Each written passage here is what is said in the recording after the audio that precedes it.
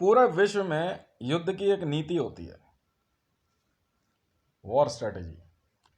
तारीख है 9 मार्च 2022 और समय हो गया है 06:27 PM। मैं आपको समझाता हूँ क्योंकि मैं हूँ भारत में military general war strategy. Simple.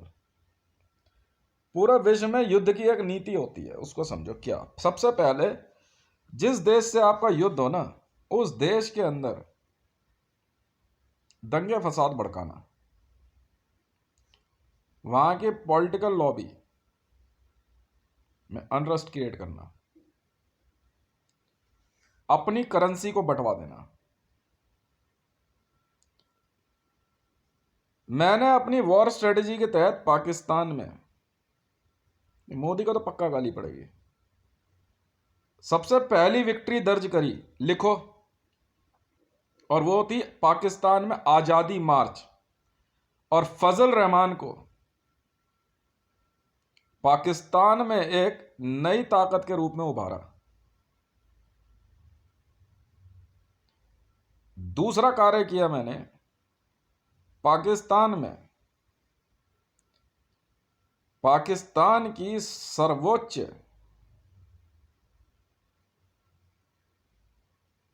अदालत में मेरा पूरा दबदबा है। पाकिस्तान के पुलिस में मेरा पूरा दबदबा है। मेरे एक इशारे पे पाकिस्तान की HR मिनिस्टर को कॉरिडोर में काट दिया गया था। समझ में आई? मैं बता रहा हूं ना आपको।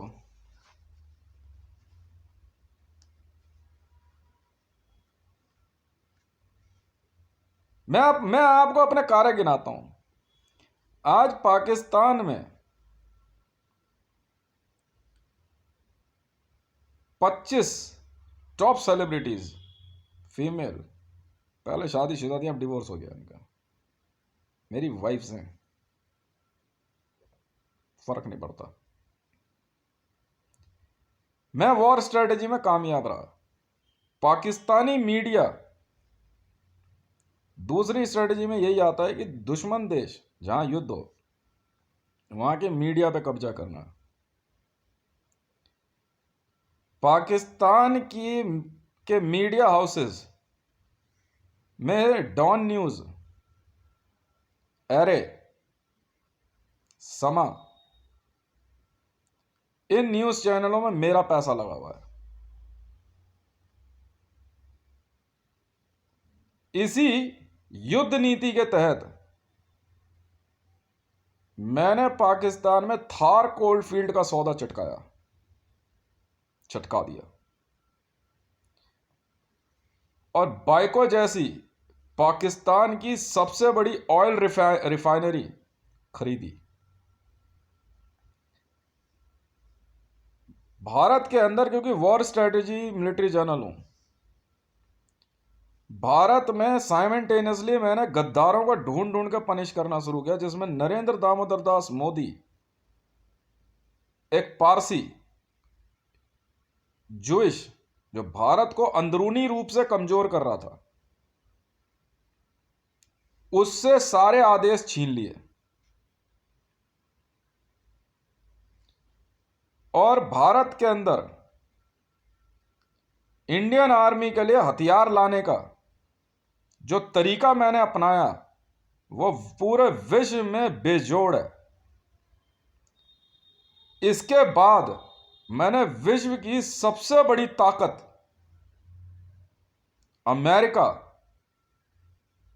से अपनी ऐसी दोस्ती करी कि जो कि हमारे और अमेरिका के बीच के व्यापारिक संबंधों में अब तक सबसे बड़े सौदों के रूप में उभरी।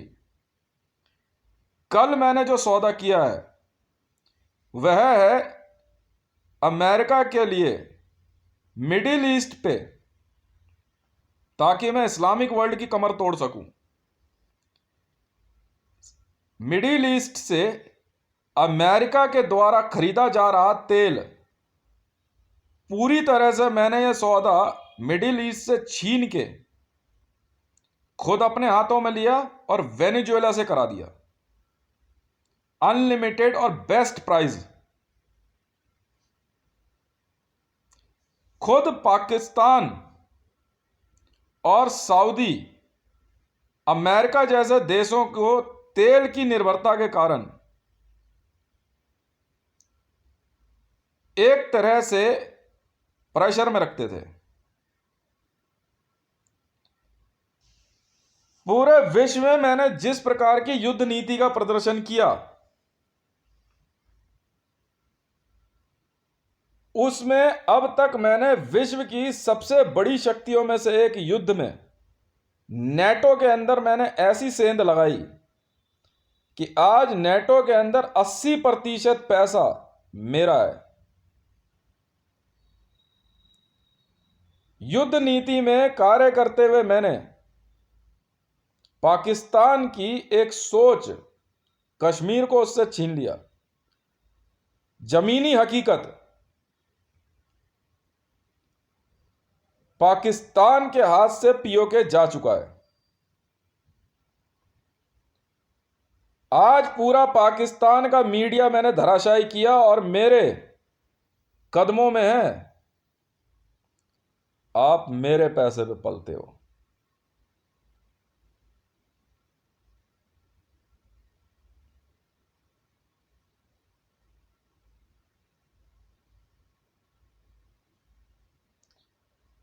मैंने अपने आप को भारतीय सेना में कार्यरत सभी मिलिट्री जनरलों और कमांडो से और कमांडो यूनिटों के सभी ट्रेनरों से बेस्ट साबित किया।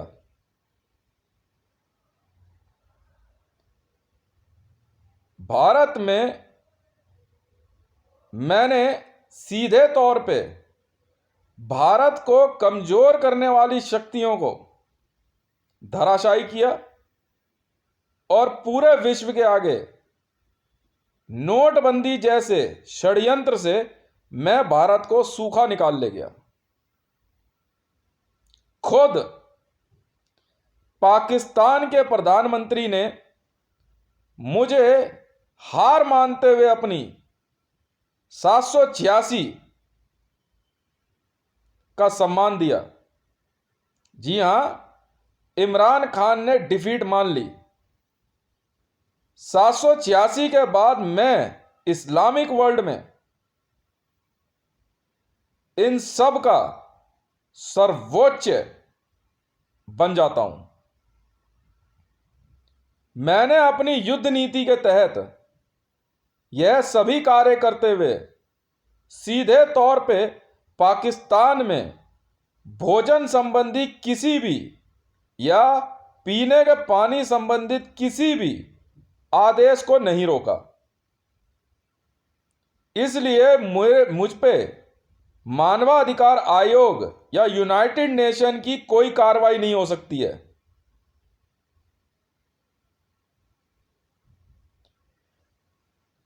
कल जिस सौदे को हमने वेनेजुएला के थ्रू चटकाया है अमेरिका के लिए, इसके बाद भारत और अमेरिका के बीच की दोस्ती पूरे विश्व के लिए अगर खतरा है तो रहे, हमें उससे कोई मतलब नहीं। मैं रूस और चीन को दोस्ती के तौर पे आश्वासन देना चाहता हूं। मैंने आपको कभी भी अपना दुश्मन नहीं माना है, परंतु यदि आपके द्वारा न्यूक्लियर बम के धमाकों की धमकी दी जाएगी तो हम आपको रोकने का प्रयास जरूर करेंगे। यदि पूरे विश्व में किसी को भी लगता है कि वह हमसे टक्कर ले सकता है तो जरूर ले, क्योंकि इसके बाद किसी भी प्रकार की क्षति या हानि पूर्ति की हम आपको गारंटी नहीं देंगे। पूरे विश्व के सामने पाकिस्तान अपने पाकिस्तान में चुनाव या संसद में जनमत संग्रह या जनमत का दिखावा करके खामखा पूरे विश्व का समय बर्बाद कर रहा है। सच्चाई को जान के भी ना स्वीकारना मूर्खता ही कहलाती है। जी हां, मुझे इससे कोई मतलब नहीं है कि इमरान खान या इस्लामिक वर्ल्ड मेरे बारे में क्या सोचता है, क्योंकि मैं मुसलमान नहीं हूं। यदि इसके बावजूद भारत में मौजूद कुछ मुसलमानों को लगता है कि मैंने कुछ ऐसी बातें कही हैं जिससे मैं मुसलमानों का धार्मिक सोच को आघात पहुंचाता हूं, तो भैया तुम जो है बिना देर करे भारत से जा सकते हो। चाकू की धार की धमकी आप मुझे मत देना। अभी तो सिर्फ मैंने अपनी थ्योरी से ही आपको पराजित किया है। हथियारों की तो अभी जरूरत ही नहीं पड़ी है।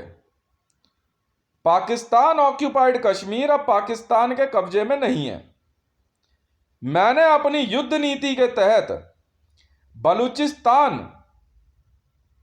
के उन लोगों को जो अपने आप को पाकिस्तान का हिस्सा नहीं मानते हैं, उन सभी को मैंने धन और बल मुहैया करा के पाकिस्तान से बलूचिस्तान को पूरी तरह से अलग कर दिया। मैं अपनी युद्ध नीति और अपनी रणनीति के लिए विश्व में सबसे ज्यादा ख्याति रखता हूं। मैंने पहले ही समझाया था इमरान खान को भी कि आप जिस भी तरह से मुझसे युद्ध करना चाहें आप कर सकते हैं। यदि इसके बावजूद इमरान खान को या पाकिस्तान में मौजूद लोगों को लगता है कि सत्ता या संसद के अंदर वह किसी भी प्रकार का जनमत करवा करके वहां कोई नई सरकार बनाएंगे, तो आपको कोई फायदा होने वाला नहीं है, क्योंकि मैंने पाकिस्तान से पख्तूनख्वा को अलग करके भारत में मिला लिया है।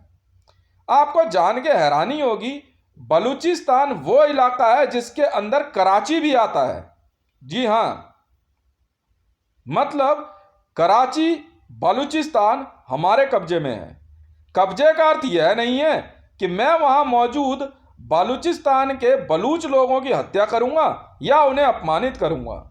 आप उस क्षेत्र में पूरे मान सम्मान से रहिए। मैंने बलूचिस्तान के लोगों को दिया हुआ वचन अपना पूरा किया है। मेरा एक कोड था जो मैंने पास किया था, और वह था पाकिस्तान को डिसमेंटल करने का। और हमने पाकिस्तान को डिसमेंटल करने की अपनी रणनीति के तहत लाहौर का विलय भारत में कर लिया है। यदि आप में से कोई भी भारतीय चाहे तो लाहौर जो है आसानी से जाकर के वो आ सकता है। मैंने अपनी विजय पताका फहराते हुए पूरे विश्व में अपने मान सम्मान को बनाए रखा है। मैं भारत के अंदर किसी भी नेता के आदेशों का गुलाम नहीं हूं। मैं एक स्वच्छंद सैनिक हूं, था और रहूंगा। इसके लिए मुझे किसी भी नेता के दरवाजे पर जाके खड़े होने की जरूरत नहीं है। मैं एक बात और समझाता हूं, पाकिस्तान से सिंध हम किसी भी समय अलग कर देंगे। यदि ऐसा लगता हो विश्व में किसी को भी कि वह मुझे रोक सकते हैं, तो आप कृपया करके अपने देशों को संभालने ज्यादा अच्छा होगा, वरना आपका भी हाल मैं वही करूंगा जो मैं पाकिस्तान का कर रहा हूं। मैंने अपने धन और बल का पूरी तरह से खुला प्रदर्शन किया है। यदि इसके बावजूद भी पूरे विश्व में से किसी को लगता हो कि वह मुझे चुनौती दे सकता है, तो आपका स्वागत है। मैं रूस को और चाइना को पहले ही कह चुका हूं कि यदि आप में से किसी ने भी मेरी युद्ध नीति को चुनौती दी, तो मैं आपके देशों का भी वही हश्र करूंगा जो मैं इस समय पाकिस्तान का कर रहा हूं। मैं भारतीय सेना में सेवा प्रदान करने वाले सभी सैनिकों का आभार व्यक्त करता हूं कि आपने अपने बल का प्रदर्शन करते हुए पूरे विश्व में वो कर दिखाया जिसके लिए पूरा विश्व हमेशा से ललायित था। आपने वह कर दिखाया है जो आपको सिखाया गया था। मैं आपका आभार व्यक्त करते हुए आपको फिर से मैं आश्वस्त करता हूं, आप जब मुझे कहेंगे मैं आपकी सेवा में तत्पर रहूंगा। मैं हमेशा वही आदेश देता हूं जो आपके मुताबिक हो। आप चाहें या ना चाहें, आप कहें या ना कहें, मैं हमेशा आपके साथ था, हूं और रहूंगा। किस प्रकार से, यह हम आपस में देखेंगे। मैं भारतीय सेना के बल और साहस की सराहना करता हूं कि आपने जिस प्रकार के बल और साहस का प्रदर्शन किया है वह पूरे ब्रह्मांड में अद्वितीय है। जिस पाक नामक राक्षस का वध एक समय इंद्र ने किया था वह आपने कर दिखाया है। कुछ समय और लगेगा और हम पाकिस्तान से बालूचिस्तान और सिंध और पख्तूनख्वा को पूरी तरह अलग करते हुए वहां पे नई सरकारों का गठन करेंगे। मैं पाकिस्तान में शेरी रहमान जी को वचन देता हूं कि हे देवी, मैंने अगर आपको कहा है तो सिंध का क्षेत्र आपका ही रहेगा। आप अपने सिंध क्षेत्र को संभालिए, अब वह आपका है और वहां पे पाकिस्तान का कानून नहीं चलेगा। आपको जितने धन और बल की आवश्यकता हो वह हम प्रदान करेंगे। हमने अपने द्वारा बताई गई सभी बातों का पालन करते हुए पूरे विश्व के सामने मानवाधिकार को भी यह कहा था कि आप जब चाहें कश्मीर में आके देख सकते हैं। हमने मानवाधिकारों का उल्लंघन नहीं किया है। हाँ, यह जरूर है कि पाकिस्तान से आए हुए और अफगानिस्तान से आए हुए कुछ ऐसे लड़ाके थे जो कश्मीर में आके छुप के रह रहे थे, उनको पकड़ के हमने पाकिस्तान और वापस अफगानिस्तान भेज दिया। यदि पूरे विश्व में किसी को भी ऐसा लगता हो कि हमने कहीं पे भी मानवाधिकारों का उल्लंघन किया है तो वह दिखा सकते हैं। रूस को यूक्रेन के मामले में हमने रोकने की कोशिश इसीलिए करी है क्योंकि रूस सीधे तौर पे पूरे विश्व के सामने मानवाधिकार के उल्लंघन के लिए ललायित था और उसने यह कार्य किया। रूस ने अभी कुछ समय पहले पूरे विश्व को जैविक हथियारों से हमले की धमकी दी है। मैं फिर से रूस के राष्ट्रपति व्लादिमीर पुतिन और वहां के सभी सैन्य अधिकारियों को चेतावनी जारी करना चाहता हूं कि यदि आपने भूल से भी ऐसा कार्य करने की कोशिश करी तो आप भारी समस्या में आ सकते हैं। मैं रूस के इतने टुकड़े करूंगा कि रूस खुद नहीं समझ पाएगा कि उसने ऐसा क्या अपराध किया था। चीन में मैंने यही बात कही थी। कोविड-19 जैसे वायरस वुहान में बनाए गए, वुहान से यह वायरस इराक में गया। चीन को अगर लगता है कि वह इस्लामिक वर्ल्ड के अंदर जा करके हाफिज सईद जैसे आतंकवादी को हाफिज सईद नहीं मानता है यूनाइटेड नेशन में, तो यकीन मानिए आपके साथ वही होगा जो गदावर एयरपोर्ट पे काम करने वाले चीन के इंजीनियरों के साथ जमातुद दावा के लीडर हाफिज सईद द्वारा करवाया गया। मैंने पहले ही इन सबको साफ साफ शब्दों में समझाया था कि मेरा उद्देश्य और मेरा लक्ष्य जो है मैं उस तक पहुंच के रहूंगा। यदि आपको लगता हो कि आप में से किसी में भी यह दम हो कि वह मेरे द्वारा किए गए कार्यों को अपने नाम से प्रचारित कर सकता है तो कोशिश करके देख ले। भारत में मीडिया जगत को मैं बार बार चेतावनी जारी कर रहा हूं। हमने जो किया है वह पूरी तरह से भारतीय सेना के बल और साहस का प्रदर्शन है। हम उनमें से नहीं हैं जो सिर्फ पूरे वर्ष 26 जनवरी के आने का इंतजार करते हैं और इन नेताओं के आगे हम सैल्यूट करते हैं। हम इस देश के उस सिंहासन के प्रति उत्तरदायी हैं जिसका मान सम्मान हमें बनाए रखना है। भारत में इन सिंहासनों पर बैठने वाले व्यक्ति को हम सिर्फ व्यक्ति और शरीर ही जानते हैं, तभी तक जब तक वह भारत के मान सम्मान के प्रति उत्तरदायी रहता है। यदि वह इससे अलग होता है तो हम बिना देर करे उसको उसकी औकात बता देते हैं। यदि भारत में किसी भी व्यक्ति को ऐसा लगता है कि भारतीय सेना ने पाकिस्तान या विश्व के अन्य देशों को जवाब ना दिया हो, तो हे जनमानस, आप चिंता ना कीजिए, हमने इनको पूरा जवाब दिया और ढंग से दिया है। जल्द ही आपको पता लग जाएगा। एक और बात मैं आपको बताना चाहता हूं, भारत में सिख समुदाय कदापि या किसी भी प्रकार से मुझे अपना विरोधी ना समझें। आप हमारे थे, हैं और सदैव रहेंगे। यही युद्ध नीति होती है। युद्ध नीति में एक को डराना, एक को बैठाना, एक को उठाना, यही चलता है। इसी से कार्य बनते हैं। भारत की कमांडो फोर्स पैरा एसीएफ की मैं पीठ थपथपाता हूं। आपने अपने जाबाजों को जो ट्रेनिंग दी है वह अद्वितीय है। भारत के नेशनल सिक्योरिटी गार्ड ने भारत का जो मान सम्मान बनाए रखा है, मैं इन जाबाजों के सपुर्द यह देश क्यों ना करूं?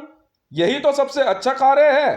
इसके बाद भारत के मार्कोस कमांडोज ने, भारत के स्वाट कमांडोज ने, ग्रे हाउंड कोबरा बटालियन ने जिस प्रकार का साहस का प्रदर्शन किया है वह अद्वितीय है। पूरे ब्रह्मांड में आज भारतीय सेना की पताका लहराती है। यह किस नाम से जानी जाएगी? यह युद्ध नीति का ही एक हिस्सा था। यह जेएसआर सिक्योरिटीज है या भारतीय सेना है, या यह एक ऐसी संख्या है जिसको कभी रेजर्स बटालियन या एडग्राफ कहा जाता है। यदि आज भी पूरे विश्व में किसी को भी ऐसा लगता है कि वह हमसे टक्कर ले सकता है, तो एक बार अपने देशों में जाके हालात जरूर देख लें, क्योंकि हम वो हैं जो ये कभी नहीं बन सकते। मैंने पहले भी समझाया था कि भारत की सेना मतलब भारत से ना ही करके रखना, वरना हम तुम्हारी वो दुर्गति करेंगे कि तुम्हारी मदद स्वयं दुर्गति नाशिन्य भी नहीं कर पाएगी, क्योंकि हम वो हैं जो तुम कभी नहीं बन सकते। हमने साफ सीधे अक्षरों में पाकिस्तान को हर तरह से चेतावनी दी थी।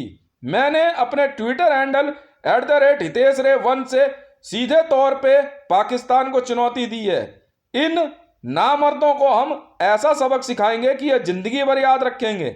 पाकिस्तान के अंदर सिर्फ एक लड़की की हत्या इसलिए कर दी गई क्योंकि उसका नाम नम्रता था, क्योंकि वह सिंध की थी, क्योंकि वह पाकिस्तान में रहने वाली हिंदू थी, क्योंकि वह सनातन धर्म को मानती थी। पाकिस्तान यह दिखाना चाहता था कि पाकिस्तान के अंदर नम्रता नहीं है, तो हमने उसको बहुत अच्छे से सबक सिखाया है। आप चाहें तो पाकिस्तान में HRC ह्यूमन राइट्स कमीशन मानवाधिकार आयोग कभी भी जाके पूरे पाकिस्तान को देख सकता है कि पाकिस्तान के हालात हमने क्या किए हैं। हमने वहां मानवाधिकारों का उल्लंघन नहीं किया है। पाकिस्तान में होने वाले सभी तरह के बम धमाके वहां की इस्लामिक लॉबी ने इमरान खान का विरोध करने के लिए किया। क्यों? क्योंकि वो पाकिस्तान को इस्लामिक रिपब्लिक बनाना चाह रहे थे, जिसके कारण से पूरे विश्व में जिहाद या इस्लामिक वर्ल्ड की पताका फहरा सके। मैं आपको पुनः आगाह करना चाहता हूं कि यदि ISIS Islamic state of Iraq and Syria को लगता है कि वह लोग कुछ मुसलमानों को इकट्ठा करके हम भारतीय सेना को वह डरा सकते हैं, तो यह उनकी जो है मूर्खता ही होगी। हम आपको एक और बात बताते हैं, ना आप ISIS बनाते, ना हम इस्लामिक स्टेट की दुर्गति करते। कश्मीर भारत का अभिन्न अंग था, है और रहेगा। बांग्लादेश के मामले में हमने सिर्फ छोटी बात समझते हुए आपको अलग रखा, परंतु है तो वो हमारा ही क्षेत्र। हम जब चाहें वहां सत्ता परिवर्तन कर देंगे। यदि विश्व में सऊदी अरब को ऐसा लगता है कि वह हमसे ज्यादा बलशाली या हमसे ज्यादा धनवान है, तो जब मर्जी कहीं भी किसी भी समय किसी भी टेबल पे आके बात कर सकता है। मैंने अपनी युद्ध नीति के तहत पूरे विश्व में फॉर्च्यून 500 में से 346 कंपनियां खरीदी। यह वह 346 कंपनियां हैं जो विश्व की सबसे बड़ी कंपनियों में से एक हैं। हमारी युद्ध नीति के तहत हमारे देश की सिक्योरिटी फोर्सेस ने जिस बल और साहस का प्रदर्शन किया है, उसका सानी पूरे विश्व में कोई नहीं हो सकता है। मैं आपको एक और बात बताता हूं, हो सकता है कि हमारे भारतीय सेना के द्वारा इस युद्ध काल के दौरान कुछ ऐसा हो गया हो जिसकी वजह से आप भारतीय जनमानस का कहीं अपमान हुआ हो तो हम इसके लिए क्षमा प्रार्थी हैं। युद्ध कुछ ऐसे हालात में होता है कि हम ऐसे में जनमानस की नहीं सुन सकते।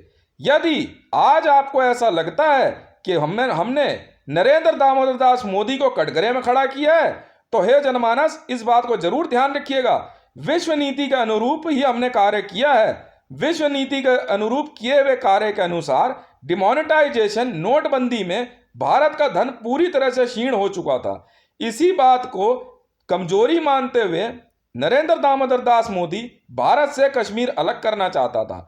इसी क्रम में उसने 370 हटाई, जबकि आर्टिकल 370 एक ऐसा विशेष अधिकार था जिसकी वजह से भारत के साथ कश्मीर जुड़ा हुआ था। हमने विश्व में कभी भी न्याय व्यवस्था को नहीं ठुकराया। हमने हमेशा कहा कि यदि कश्मीर के मामले में चाहे तो पाकिस्तान आईसीजे में आके बात कर सकता है, पर पाकिस्तान ने यूनाइटेड नेशन और रूस और दूसरे देशों में जाके बात करी। छद्म रूप से इमरान खान ने और नरेंद्र दामोदर दास मोदी ने सीधे तौर पे आपस में गुरु और शिष्य का रिश्ता रखा। हमें इससे कोई ऐतराज नहीं, परंतु यदि इनकी यह नीति एक युद्ध नीति है तो यकीन जानिए आपको मुझसे भिड़ना होगा। यदि अब भी आपको ऐसा लगता है कि आप मुझसे ज़्यादा बुद्धिमान हैं तो एक बार कोशिश करके देखिए। मैंने पूरे विश्व में विश्व बैंक जैसे 4 बड़ी संस्थाएं बनाई हैं। मेरे पास इतना धन है कि यह सपने में नहीं सोच सकते हैं। मैं पख्तूनख्वा के अंदर आपको वचन देता हूं, आप लोग सुरक्षित हैं और सुरक्षित रहिए। यह भारत की युद्ध नीति है और युद्ध नीति के तहत पाकिस्तान के हम 5 टुकड़े करेंगे। इन 5 टुकड़ों को पाकिस्तान से अलग कर देंगे और पाकिस्तान नाम का देश रहेगा जरूर, पर वह सिर्फ पाकिस्तान में इमरान खान का घर मात्र ही होगा।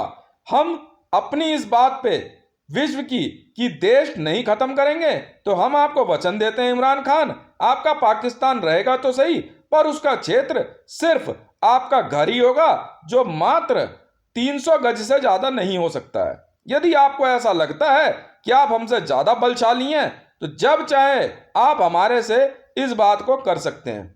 अब तक हमने युद्ध में पाकिस्तान के 27 लाख से ज्यादा सैनिक मार दिए हैं। यदि अब भी आपको लगता है कि आप ईरान, अफगानिस्तान या सऊदी से आप इन्फेंट्री बुला सकते हैं तो स्वागत है, जरूर बुलाइए।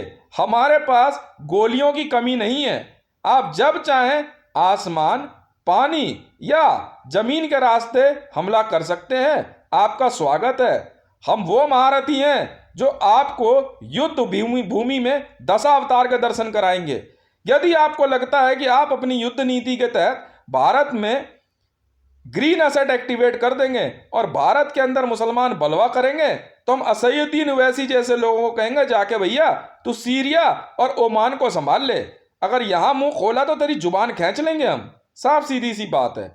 भारत में सभी मुस्लिम नेताओं को हमने शुरू में ही चेतावनी दी थी कि यदि आपने किसी भी प्रकार का छद्मावरण ओढ़ के भारतीय सेना के खिलाफ जरा सी भी हरकत दिखाई तो हम इसको देशद्रोह मानेंगे।